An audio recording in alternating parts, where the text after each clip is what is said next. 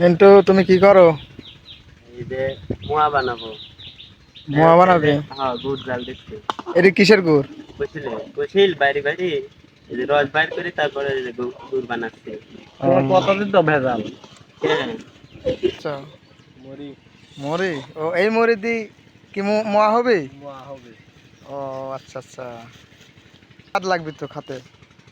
খাইলে মানে খাওয়া যাবো এরকম হবে ভাব। এই যে আটটা বাইরে খাবে। খালি আত্মা ভারি খাবি? একটা হাসি দাও তো দেখি কিরম পারো আত্মা ভারি। একটা হাসি হলো, লেটকা হাসি হলো। হাসা লাগে কিরম ভাবে, এই সাল পাল পোলা পান তো কিছু বুঝে না। পোস্ট দেওয়া লাগে, এই শাড়ি আমি ভালো লাগে তো, এই শাড়ি